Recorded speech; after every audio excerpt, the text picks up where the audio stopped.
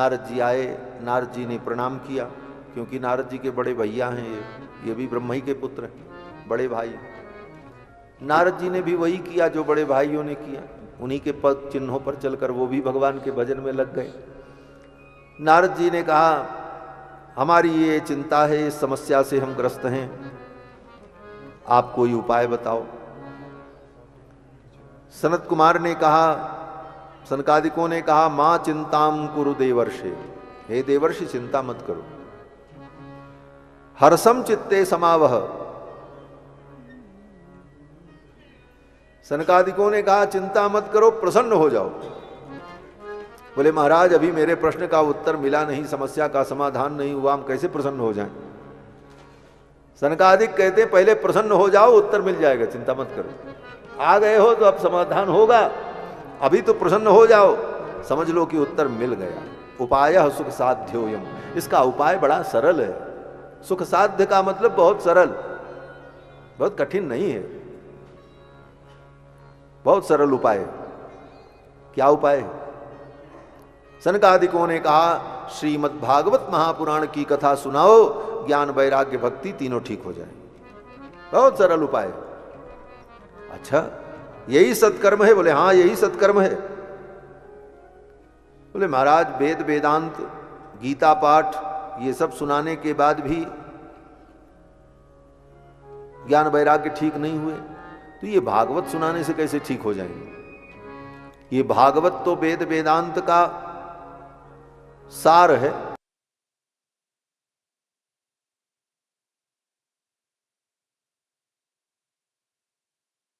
देखो जैसे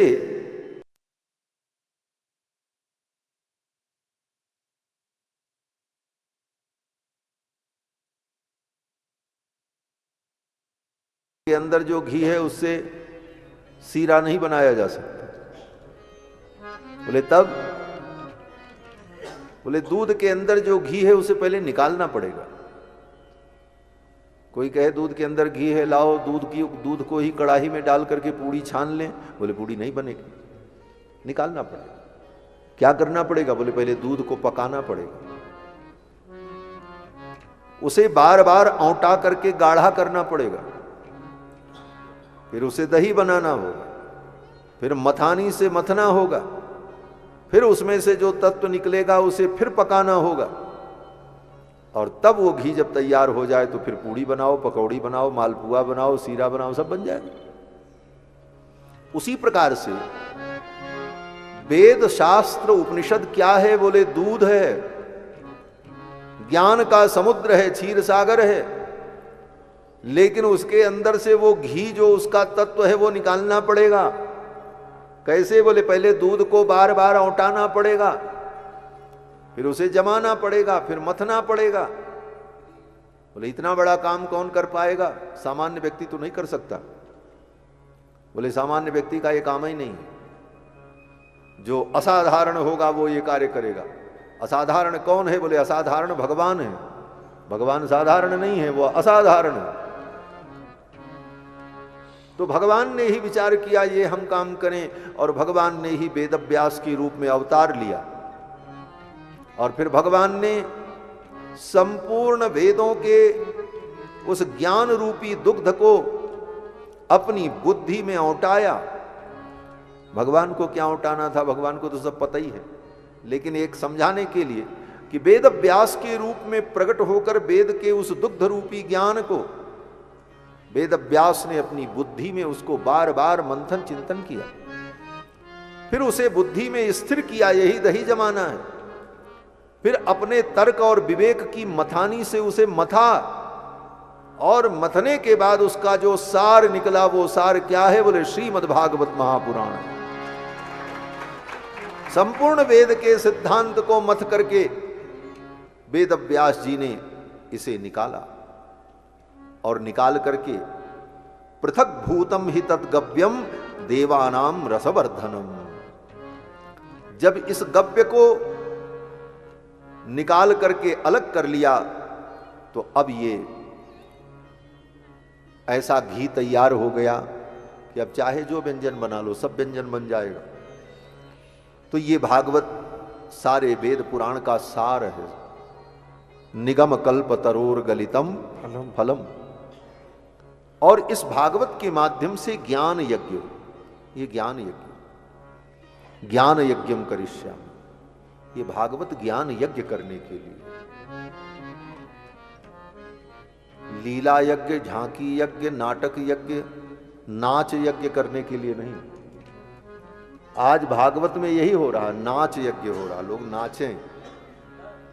झांकी यज्ञ, रोज हर 10 मिनट पे एक झांकी बने। बोले झांकी यज्ञ और झांक यज्ञ नहीं, ये नाटक यज्ञ नहीं है, ये ज्ञान यज्ञ। इसमें ज्ञान यज्ञ करने की आवश्यकता। ज्ञान यज्ञम करिष्यामि, नारद जी कहते हैं अब मैं ज्ञान यज्ञ करूंगा। भागवत सुधा वर्षा करूंगा, भागवत महामहोत्सव करूंगा, भागवत कथा अमृत का जो है वर्षण करूंगा, ये सब नहीं। नारद जी कहते हैं हम तो ज्ञान यज्ञ करेंगे, ज्ञान यज्ञम करिष्यामि, क्योंकि इसका उद्देश्य ज्ञान है। ज्ञान यज्ञम करिष्यामि सुख शास्त्र कथोज्वलम। सुख शास्त्र जो है, सुख के द्वारा वर्णित जो भागवत है, इसके प्रकाश में मैं ज्ञान यज्ञ करूंगा। किस लिए करूंगा? बोले भक्ति ज्ञान विरागाणाम स्थापनार्थम। अब प्रयोजन भी बता दिया, किसी कार्य का कोई प्रयोजन होता है। ये भागवत सुनने का प्रयोजन क्या? भागवत क्यों सुने? बोले हमने संकल्प किया था इसलिए कर रहे हैं, हमारे पुरखे नरक में न चले जाएं इसलिए हम कर रहे हैं, हमारे सब रिश्तेदार कह रहे हैं भागवत सुनो इसलिए हम कर रहे हैं। बोले ये सब कोई प्रयोजन नहीं, ये सब फालतू की बात है। कहते तब प्रयोजन क्या है? कहते हैं भक्ति ज्ञान विरागाणाम स्थापनार्थम। भक्ति ज्ञान वैराग्य की हमारे जीवन में स्थापना हो। मंदिर में स्थापना नहीं, हमारे अंदर स्थापना हो। भक्ति ज्ञान विरागाणाम स्थापनार्थम प्रयत्नतः, प्रयत्न पूर्वक इसकी स्थापना हो हमारे हृदय में ज्ञान वैराग्य भक्ति की, इसके लिए ज्ञान यज्ञम करिष्यामि। ये भागवत ज्ञान यज्ञ इसलिए। नारद जी ने कहा महाराज अब ये ज्ञान यज्ञ कहां हो? कुत्र कार्यो मया यज्ञ, ये यज्ञ हम कहां करें? सनकादिकों ने कहा चलो हरिद्वार। यहां से उतर के हरिद्वार गए।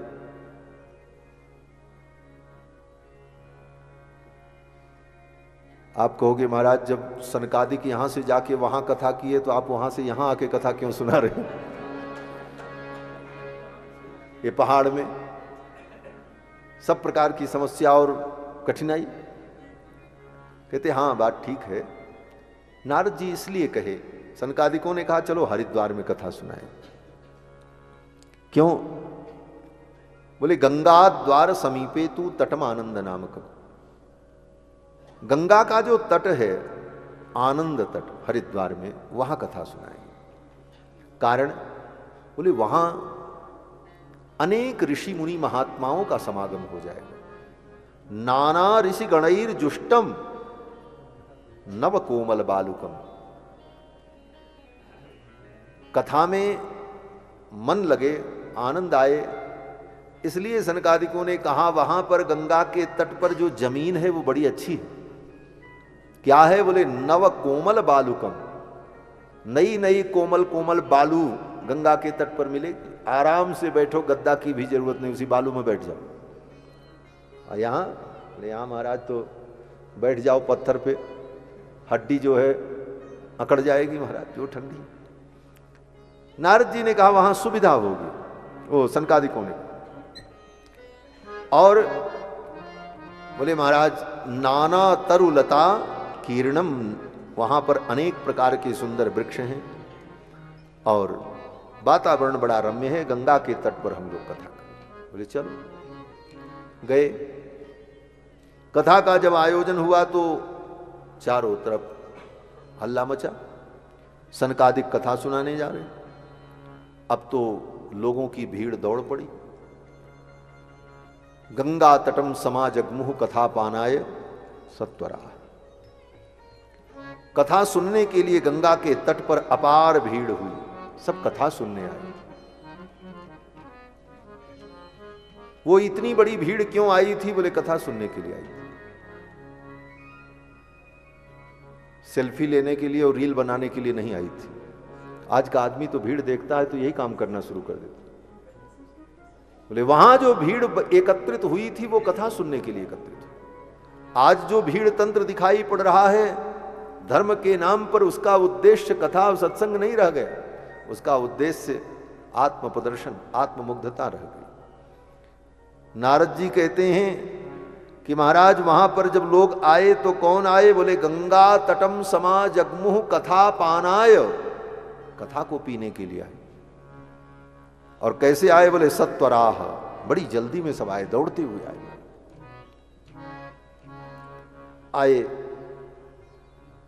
कहां कहां से लोग आए? बोले तीनों लोक से आए, भूरलोक, देवलोक, स्वर्लोक, सब लोक से। बड़े बड़े ऋषि मुनि आए, वेद वेदांत आए, शास्त्र आए, नदियां आई, देवता आए, सब आए कथा सुने। भगवान की कथा जहां होती वहां सब आते हैं। कहीं प्रत्यक्ष आते हैं, कहीं अप्रत्यक्ष आते हैं, बस अंतर इतना ही है। हमारे अंदर वो योग्यता नहीं है कि उन देवताओं का हम दर्शन कर सकें, लेकिन भगवान की कथा अगर हो रही है विशुद्ध रूप से तो देवता भी कथा श्रवण करते हैं।